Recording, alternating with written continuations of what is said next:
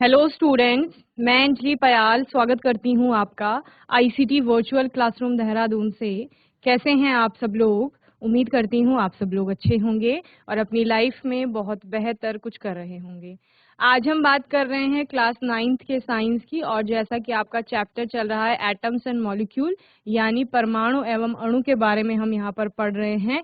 तो last session में हमने रासायनिक संयोजन के नियमों को पढ़ना शुरू किया था, जिसमें हमने द्रव्यमान संरक्षण के नियम को पढ़ा था। आज के सेशन में आगे कंटिन्यू करते हैं और आइए चलते हैं स्मार्ट बोर्ड की। पढ़ा है आपने पहले ये चैप्टर एटम्स एंड मॉलिक्यूल्स का? हैंड रेज करो अगर पढ़ा है तो। चलो माइक ले लो Bhainsiyaro. Hello, good morning ma'am. Very good morning. क्या नाम है बेटा? मैम राधिका भंडारी। तो आपने ये चैप्टर पढ़ा है पहले? Yes ma'am. क्या क्या पढ़ा है बच्चे इसमें? कि द्रव्यमान संरक्षण का नियम पता है आपको क्या होता है? No ma'am. ओके, चलिए कुछ और बताएंगे आप? राधिका 9th क्लास में है ना आप? Yes ma'am. यस। इससे पहले का चैप्टर का नेम क्या था? सेकंड चैप्टर कौन सा था आपका? Is matter around is matter around us pure? Matter क्या होता है? धातु होती है। हाँ जी। धातु। मैटर, मैटर क्या होता है? धातु होती है? सिर्फ धातु ही मैटर होती है? आर्य, लोहा, सोना, चांदी।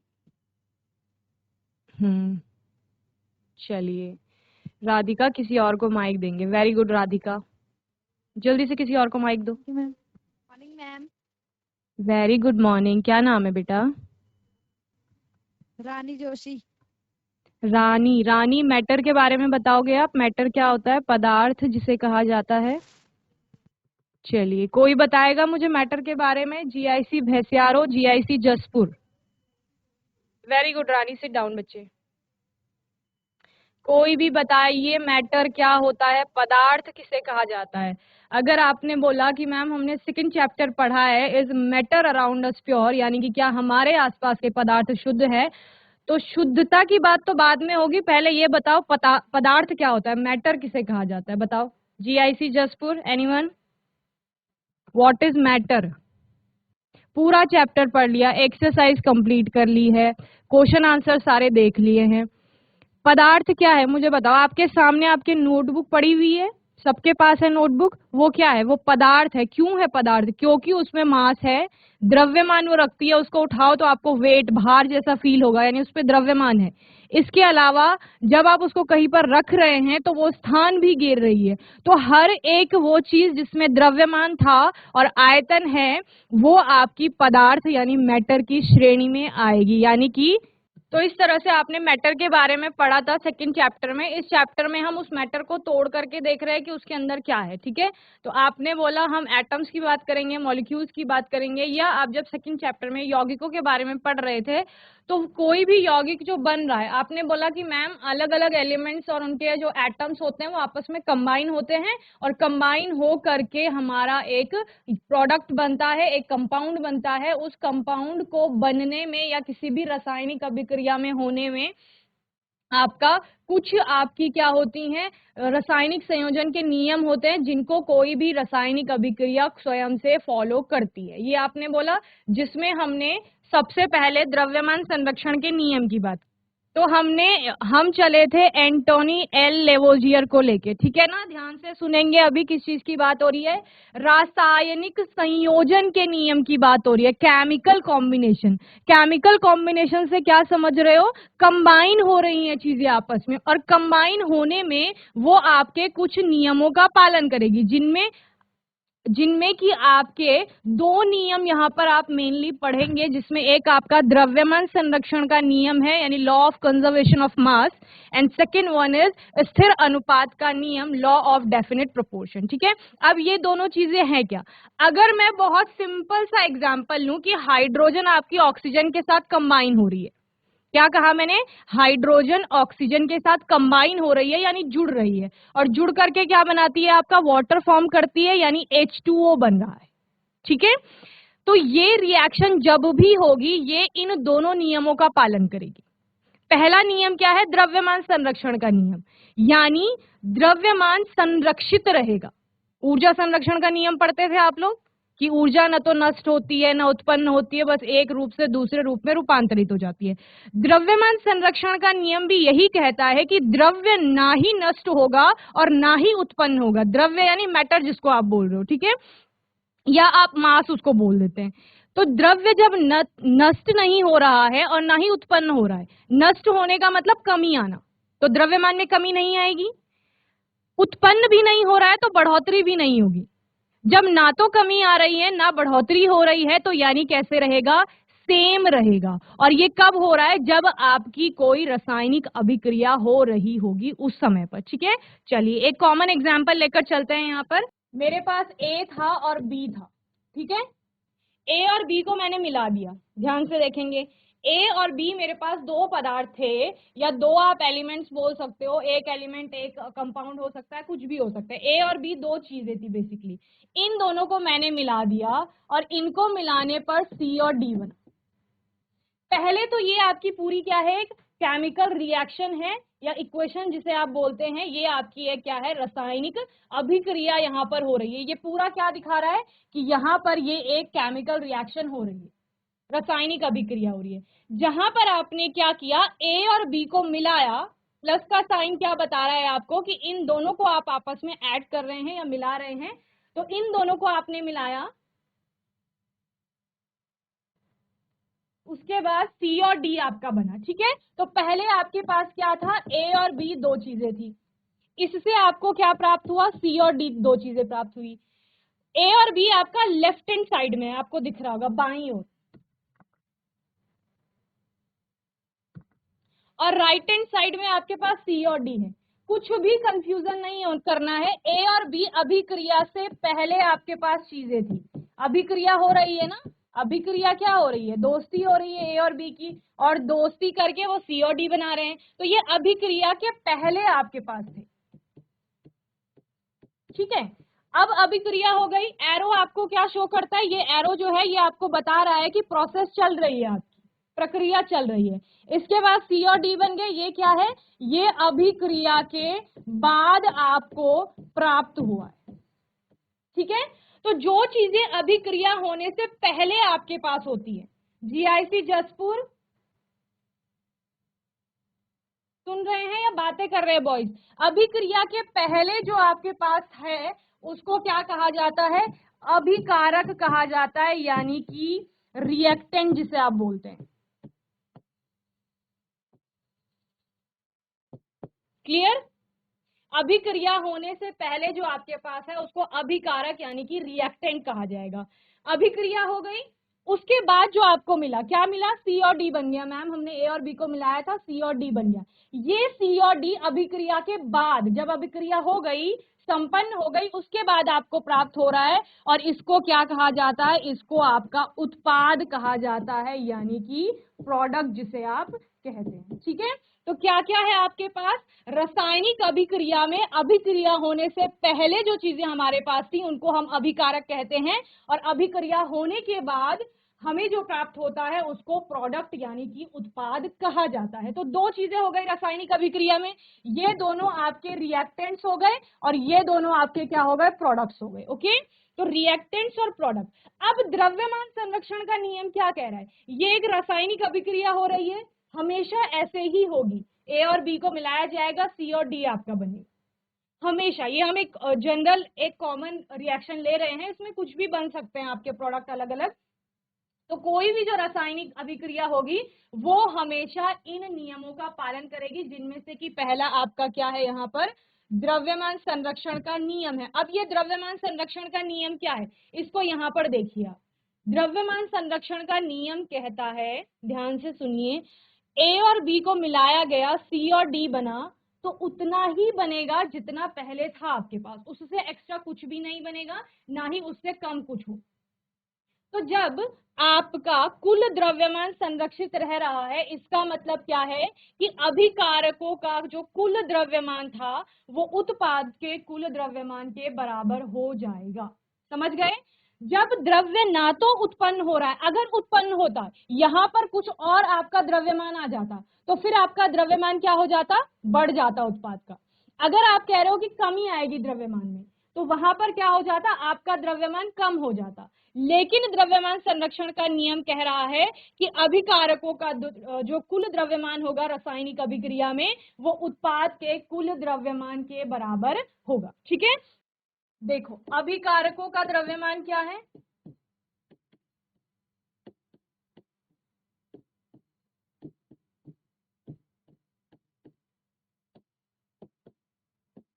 ए का द्रव्यमान प्लस बी का द्रव्यमान, यही तो है अभिकारक में, बताओ यही है? हैंड रेस करो। अभिकारक में ए और बी है ना आपके पास, बताओ, हैंड रेस करो। सही लिखा है मैंने? अभिकारकों का कुल द्रव्यमान बराबर ए का द्रव्यमान प्लस बी का द्रव्यमान। सही है कमलेश्वर? हैंड रेस करो। चलिए, जसपुर सही लिखा है। देन दूसरा हमने क्या बोला? उत्पाद का कुल द्रव्यमान। अब उत्पाद का कुल द्रव्यमान क्या हो जाएगा? उत्पाद में आपके पास क्या क्या है? सी और डी है, तो यानी सी का द्रव्यमान प्लस डी का द्रव्यमान। ओके,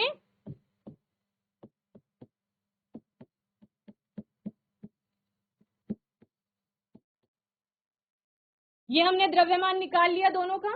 अब क्या हो रहा है आपका? द्रव्यमान संरक्षण का नियम कह रहा है ये जो कुल द्रव्यमान है ये इसके बराबर हो। क्या कहा गया? अभिकारकों का कुल द्रव्यमान, यहां पर लिखेंगे द्रव्यमान संरक्षण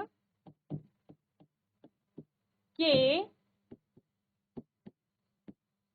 नियम के अनुसार, यानी कि according to law of conservation of मास,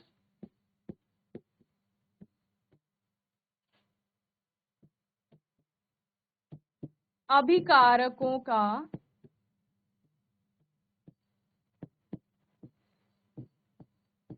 कुल द्रव्यमान बराबर होगा किसके? उत्पादों के कुल द्रव्यमान के। अब अभिकारकों का कुल द्रव्यमान क्या था? ए का द्रव्यमान प्लस बी का द्रव्यमान बराबर क्या हो जाएगा? सी का द्रव्यमान प्लस डी का द्रव्यमान। क्लियर? बस यही आपका क्या है? द्रव्यमान संरक्षण का नियम है, यानी कि द्रव्यमान जो है यानी कि मास जो है किसका? आपके अभिकारकों का और उत्पादों का वो क्या हो रहा है? बराबर हो रहा है। यानी कि अभिकारकों का कुल द्रव्यमान जो है वो उत्पादों के कुल द्रव्यमान के बराबर होगा। और इसी के बेस पर आप आगे क्या करते हैं? जो भी आपको इक्वेशंस मिलती हैं उनको बैलेंस करना आप लोग सीखते हैं। ठीक है, तो इसीलिए बैलेंस किया जाता है क्योंकि कोई भी रासायनिक अभिक्रिया जो है वो द्रव्यमान संरक्षण के नियम का पालन कर रही है। ओके, इसका अभी एक और एग्जांपल देखेंगे तो क्लियर हो जाएगा आपको। जल्दी से नोट करेंगे। बोलो इतना समझ आ गया? कुछ भी नहीं है, कोई भी रासायनिक अभिक्रिया हो रही है उसमें अभिकारकों का जो कुल द्रव्यमान होगा वो उत्पादों के कुल द्रव्यमान के बराबर होगा। बस आपको क्या करना है? अभिकारकों का कुल द्रव्यमान ऐड करके देखना है कितना आ रहा है, इक्वल का साइन करके दूसरी साइड पे आपको देखना है कि उत्पादों का कुल द्रव्यमान कितना आ रहा है। ठीक है, अगर मैं कह रही हूं कि ये 5 ग्राम है, ये आपका 10 ग्राम है, ठीक है, टोटल कितना हो गया? 15 ग्राम हो गया अभिकारकों का कुल द्रव्यमान। सी और डी की मैं बात कर रही हूँ, सपोज सी आपका 7 ग्राम है तो डी कितना हो जाएगा टोटल? क्योंकि 15 ही आना चाहिए, समझ रहे हैं?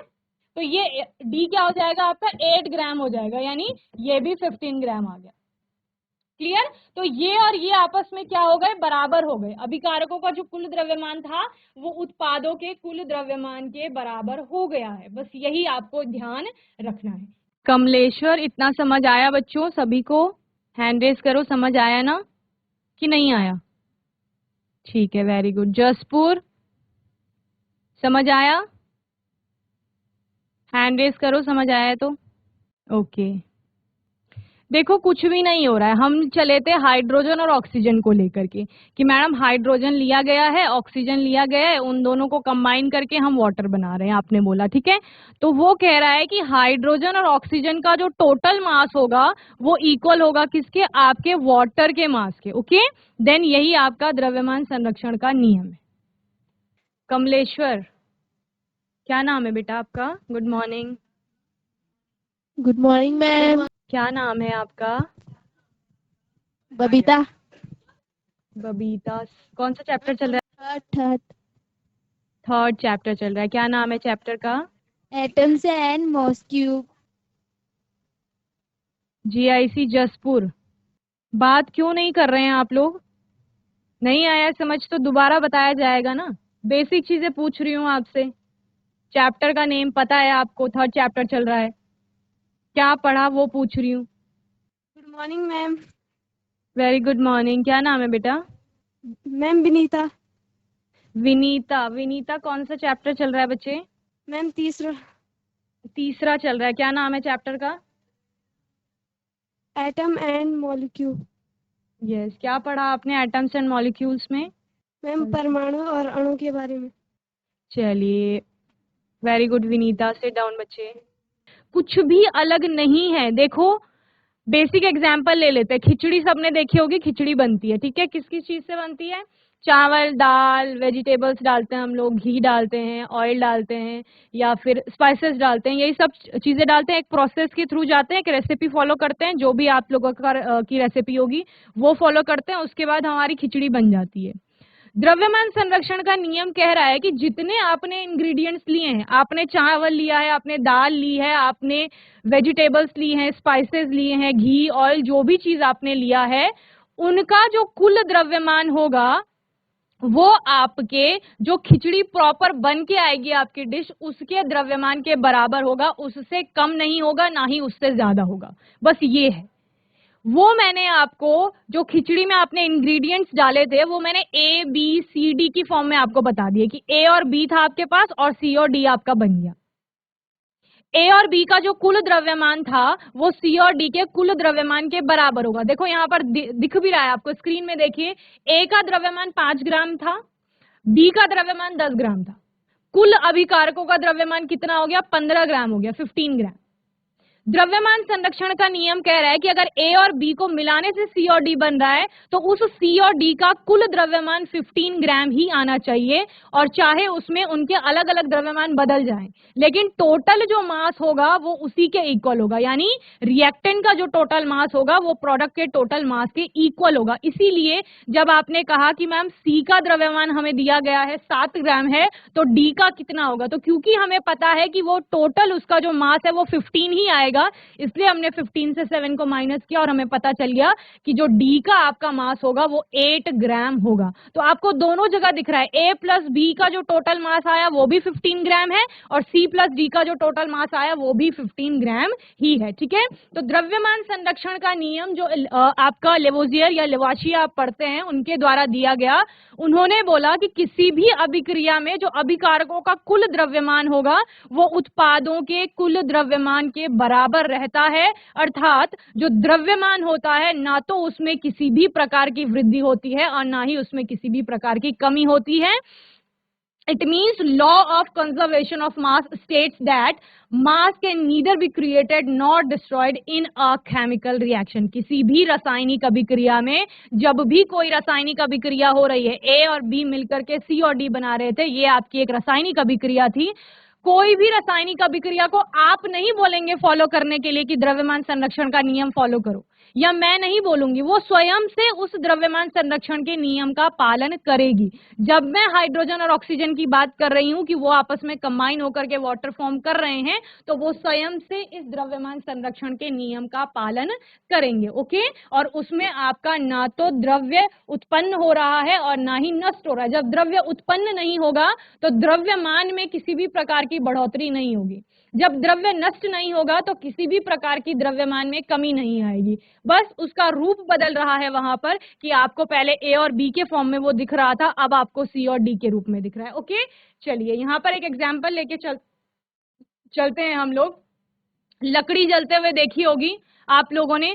लकड़ी जब जलती है तो लकड़ी के साथ साथ ऑक्सीजन कंबाइन होती है, ऐसा आप कंबशन में पढ़ चुके हैं कि दहन जहां पर भी जलने की प्रक्रिया हो रही है बिना ऑक्सीजन के संपन्न नहीं होगी। तो लकड़ी के साथ ऑक्सीजन कंबाइन हो रही है, लकड़ी जल चुकी है, जलने के बाद क्या बनता है, कोयला बनता है, कालिख बनती है, राख बनती है, इसके अलावा गैसेस निकलती हैं। तो ये सब प्रोडक्ट हो गए उसके। तो जो आपके पास पहले लकड़ी थी और ऑक्सीजन था, जितना उसका द्रव्यमान होगा, टोटल मास होगा, वो उस बने हुए कोयले, राख, गैसों के कुल द्रव्यमान के बराबर होगा। यही आपका क्या है, द्रव्यमान संरक्षण का नियम है। यहां पर एक और एग्जाम्पल दिया गया है, आपके पास मर्क्यूरिक ऑक्साइड था, ये जो आपका क्या होगा, यहाँ पर रिएक्टेंट होगा, अभिकारक। ये मर्क्यूरिक ऑक्साइड से आपके दो प्रोडक्ट बने, एक मर्क्यूरी बना और एक आपका ऑक्सीजन बना। ठीक है, मर्क्यूरिक ऑक्साइड का द्रव्यमान अगर आपको दिख रहा है तो कितना लिखा गया है, 100 ग्राम। 100 ग्राम आपके पास मर्क्यूरिक ऑक्साइड था, ध्यान से सुनेंगे। इस 100 ग्राम से आपके दो प्रोडक्ट बने, एक मर्क्यूरी बना, दूसरा ऑक्सीजन बना। द्रव्यमान संरक्षण का नियम कहता है कि मर्क्यूरिक ऑक्साइड का जो द्रव्यमान है 100 ग्राम, और जो प्रोडक्ट में आपको मर्क्यूरी और ऑक्सीजन मिला है, उन दोनों के द्रव्यमानों के बराबर होगा, यानी कुल द्रव्यमान जो होगा उसके बराबर। इसीलिए मर्क्यूरी आपका 93 ग्राम है और ऑक्सीजन आपका 7 ग्राम आ रहा है, तो 93 प्लस 7 कितना हो जाएगा, 100 ग्राम। यानी कि अभिकारकों का कुल द्रव्यमान उत्पादों के कुल द्रव्यमान के बराबर हो गया। यही आपका द्रव्यमान संरक्षण का नियम है। लास्ट सेशन में मैंने कैल्शियम कार्बोनेट का एग्जाम्पल दिया था, जहां पर कैल्शियम कार्बोनेट से आपका कार्बन डाइऑक्साइड और कैल्शियम ऑक्साइड बन रहा था। तो वहां पर भी आपने यही देखा कि जो द्रव्यमान है वो संरक्षित रह रहा है, यानी कि बदल नहीं रहा है। समझ गए, यही आपका द्रव्यमान संरक्षण का नियम है। बोलो समझ आ गया आप सभी को, हैंड रेज करो। ठीक है, आने वाले सेशन में हम बात करेंगे स्थिर अनुपात के नियम की, लॉ ऑफ कांस्टेंट कंपोजिशन या डेफिनेट प्रोपोर्शन जिसे आप कहते हैं, इसके बारे में हम लोग पढ़ेंगे। अब जो वो H2O बन रहा है ना, उसमें जो हाइड्रोजन और ऑक्सीजन है आपकी, वो अपने द्रव्यमानों के एक निश्चित अनुपात में जुड़ेगी, चाहे कोई भी यौगिक है, किसी भी यौगिक में कोई भी आपका एलिमेंट है, किसी भी एलिमेंट का कोई भी परमाणु है। ओके, तो उसके बारे में हम लोग बात करेंगे। चलिए, तो बच्चों मैं उम्मीद करती हूँ आज का सेशन आपको अच्छे से समझ में आया होगा। आज के सेशन में हमने थर्ड चैप्टर से लॉ ऑफ कंजर्वेशन ऑफ मास को लिया, यानी द्रव्यमान संरक्षण के नियम के बारे में पढ़ा। जीआईसी कमलेश्वर से बबीता ने बहुत अच्छे से रिस्पॉन्स किया। सभी बच्चों को अच्छे से पढ़ाई करते रहनी है। आने वाले सेशन में मैं आपसे स्थिर अनुपात के नियम के बारे में पूछूंगी, तो उसको आप लोग होमवर्क में तैयार करके आएंगे, और आपका कोई भी डाउट होगा, क्वेश्चन होगा, तो आने वाले सेशन में आप लोग पूछ लेंगे। और तब तक के लिए आईसीटी वर्चुअल क्लासरूम से जुड़ने के लिए धन्यवाद।